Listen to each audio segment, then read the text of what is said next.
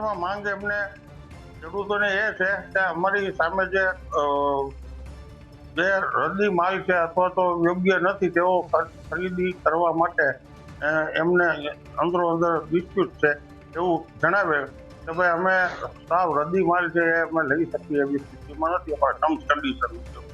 અને બીજી વસ્તુ કે બિન પાયા વિહોણા આક્ષેપો એમની માથે કરે છે એવું એમનું કહેવાનું હતું. મંડળીના પ્રમુખનું જે આવેદનપત્ર દેવા આવ્યા હતા ખેડૂતો, એમના સમર્થનમાં અન્ય ખેડૂતો પણ મોટી સંખ્યામાં 200-250 ખેડૂતો ઉપસ્થિત રહેલા હતા કચેરીમાં, અને એમનું આવેદન અમે સ્વીકારેલ છે અને મહેરબાની જિલ્લા કલેક્ટર સાહેબ અમરેલીને ઘટતું થવા માટે અત્રેથી આદર કરી આપે. મગફળી હું ચોથી વખત લઈને આવ્યો છું, મને કોઈ તકલીફ પડી નથી.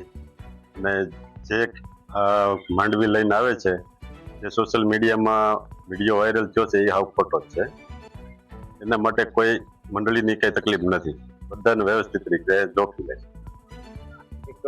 અહીંયા કોઈ તમારી પાસે મંડળીમાં પૈસા માંગ્યા નહીં, અમારી પાસે કોઈ 1 રૂપિયો માંગ્યો નથી. બહુ વ્યવસ્થિત અહીંયા રેગ્યુલર અમારે જ્યારે મેસેજ પડે છે ત્યારે અમે લોકો આવીએ છીએ. અમારો માલ જેવી ગુણવત્તા સરકારે નક્કી કરેલી હોય છે એ પ્રમાણનું હોય છે, એટલે લઈ લેવામાં આવે છે. અહીંયા કોઈ જાતની તકલીફ નથી. સોશિયલ મીડિયામાં જે કાંઈ વિડીયો વાયરલ થયેલા હોય એની વિશે અમને ખબર નથી. અહીંયા વ્યવસ્થિત રીતે માલની ખરીદી કરવામાં આવે છે. એ લોકો એવો દાવો કરે છે કે ફૂટેજ માધ્યમથી કે પૈસા લે છે, પૈસા લેશે પણ ક્યાં અર્થથી લેશે એનું ખરેખર તમે જાણો. મનહર પટેલને કહી તમે સ્થળ ઉપર આવી અને સત્ય જાણો, ત્યાર પછી તમે વાયરલ કરો.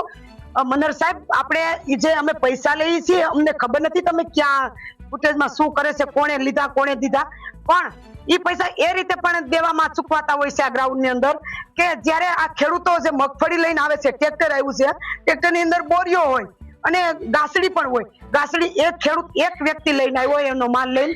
હવે એ માલ એક ખેડૂતના એકલા હાથેથી આ બોરી કે કોઈ ગાસડી એકલા હાથેથી નીચે ઉતરે નહીં, એટલા માટે એને મજૂરની સહાય લેવી પડતી હોય છે. મજૂર કોઈ કામ ફ્રી કરી ન આપે.